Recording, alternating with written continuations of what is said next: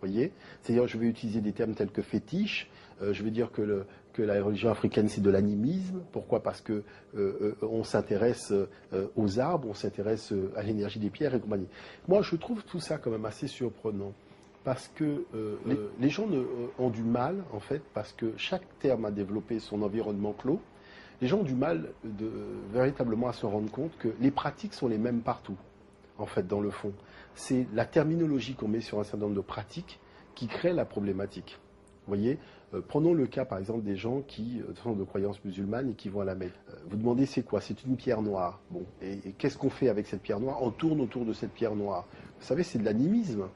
On peut tourner autour d'un arbre, on peut tourner autour d'un bout de bois, on peut tourner autour d'une pierre. Je dirais la pratique est la même.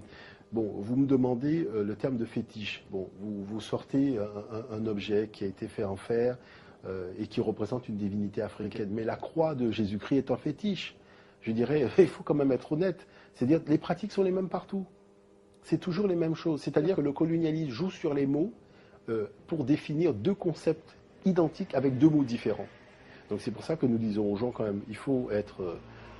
je dirais un petit peu plus malin, regardez dans le dictionnaire les définitions, et vous allez voir que ça définit exactement la même chose quant au fond.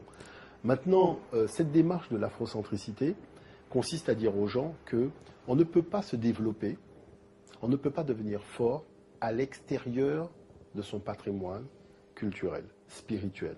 Quand vous dites par exemple que la croix de Jésus, c'est un fétiche, oui. Mais justement, il me souvient avoir lu quelque part que même en termes de religion, que nous connaissons aujourd'hui, que l'on appelle religion catholique, c'est à la base quelque chose qui concerne les Noirs. Oui. Non, c'est-à-dire qu'on travaille là-dessus d'ailleurs dans le cadre de l'Institut Africamat, c'est une thématique de recherche. Il faut savoir que ce qu'on appelle aujourd'hui la tradition chrétienne, en fait, c'est appuyé sur tout simplement la tradition africaine de la période pharaonique dans le domaine de la spiritualité. Il n'y a pas un concept qu'on ne retrouve pas dans les textes sacrés de l'Afrique ancienne. Et il faut savoir plus exactement que c'est véritablement l'Éthiopie des anciens, c'est-à-dire dans la région du Soudan, région de Grand Lac, que tout ce corpus religieux, avec l'Eucharistie, vous voyez, avec la croyance d'un Dieu, Fils de Dieu, qui est venu pour racheter les péchés des hommes, qui est mort, ressuscité d'entre les morts le troisième jour, monté à la droite de Dieu, tout ça existe déjà dans les textes africains, vous voyez, donc il n'y a pas de scoop. Véritablement dans la chrétienté, c'est juste une copie. Donc on peut même dire, sans se tromper, que Jésus était noir.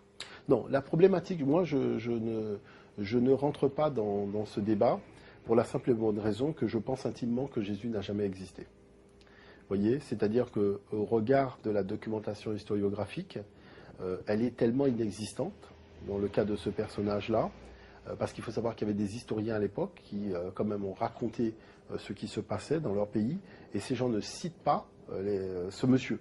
Il n'apparaît nulle part. Je pense qu'il faut être beaucoup plus, fin que ça. Il faut être beaucoup plus fin. Il faut comprendre que l'analyse que j'en fais de tout ça, c'est que, vous savez, l'Afrique, au 3e millénaire, a initié ce qu'on appelle la création de l'État pharaonique, qui était tout simplement le regroupement fédératif de 42 cités. C'est-à-dire que pour la première fois dans l'histoire de l'humanité, voilà que 42 grandes régions, 42 grandes cités s'unissent et reconnaissent un seul système de gouvernement, un seul État, un seul roi, avec son gouvernement, son Premier ministre, ses ministres, pour pouvoir administrer donc toute cette partie du monde. Ailleurs, ce n'est pas le cas. Notamment au niveau de la Grèce antique, les cités n'ont jamais réussi à s'unifier, n'ont jamais réussi à s'entendre, ont toujours pratiqué la guerre. Dans le Proche-Orient, c'était surtout des civilisations, je dirais, guerrières, je dirais donc c'est de la rapide, vous voyez, il faut dire les choses telles qu'elles sont. On va attaquer le voisin, on va piller le voisin, vous voyez, donc c'est des civilisations de prédation et de domination, vous voyez. Lorsque les gens sont arrivés en Afrique, voilà que vous imaginez, vous êtes souverain d'un petit État, d'un petit royaume, vous avez des grandes aspirations, et vous découvrez que des gens sont parvenus à faire ce que vous aimeriez faire. Qu'est-ce que vous posez comme question? Comment avez-vous fait? Comment avez-vous fait en Afrique ce que personne n'a réussi à faire ailleurs? Et c'est de là que les gens disent la religion. La religion.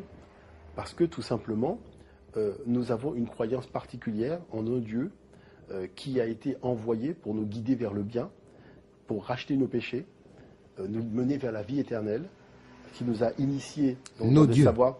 Je parle de l'Afrique, vous voyez, dans l'Afrique de l'Antiquité, qui nous a initiés dans un savoir religieux, une spiritualité, et qui nous a toujours permis de faire triompher la notion du bien sur le mal, d'où la création très tôt dans l'histoire de l'humanité de la notion de Ma'at, qui est la vérité, justice, équité, harmonie. À partir de là, il faut savoir que ces 42 cités, 42 régions, il y a eu le projet de l'associer à ce corps de cette divinité qui a été envoyé, qui est Osiris en fait, ou Siré, avec sa femme, Aset. Et il y avait 42 temples qui représentaient chacun un 42e du corps d'Osiris. Et donc le pays est soudé, lorsque sur sa base spirituelle aussi, eh ben, on voit tout simplement cette unité aussi qui transparaît et qui naît à travers ce projet étatique, mais aussi un projet soutenu par une vision religieuse des choses. Vous voyez, un Dieu unique qui est à l'origine de tout et qui crée aussi la multiplicité des choses. Vous voyez ? Et ça, c'est quelque chose que les souverains en avaient besoin. Quand l'empereur Constantin, qui est un empereur romain, était confronté à l'émiettement de l'Empire romain, avec cette menace aussi de l'effritement venant de l'Empire romain d'Orient, il prend la décision d'imposer cette tradition. Et c'est véritablement là qu'on voit apparaître dans l'histoire tout ce qu'on appelle aujourd'hui la religion chrétienne. C'est pour ça qu'on dit apostolique et romaine. Pourquoi ? Parce que ce sont les Romains, les empereurs romains. Vous imaginez l'image que vous donnez à la chose, parce que les empereurs romains, ce n'est pas une référence, je dirais, d'humanisme dans l'histoire de l'humanité. Donc vous voyez qu'il s'agissait tout simplement de tirer profit d'une information qu'on venait d'avoir, de manière à pouvoir régner sur un empire relativement grand et éviter les scissions de cet empire. Vous voyez ? Et je pense que véritablement, Constantin a fait appel donc aux pères de l'Église qui ont commencé à rédiger des textes, des corpus de textes qui ont été au fil du temps remaniés, donc avec les conciles. Et aujourd'hui, vous avez les gens qui vous disent la vision, l'unité spirituelle de l'Europe se fait dans la tradition chrétienne. Donc ça veut dire que le pari qui a été lancé par les anciens potentats européens de l'époque, c'est un pari finalement qui a réussi. Et ce que l'Égypte en fait a fait par le passé, les Européens ont voulu le faire et sont parvenus à le faire. La seule chose, c'est qu'aujourd'hui, vous voyez, comme c'était une greffe, on voit bien que la greffe, dans le fond, n'a pas pris, puisque le comportement des Européens n'est pas du tout compatible avec cette idée qu'ils ont voulu développer de Jésus-Christ à un moment de leur histoire.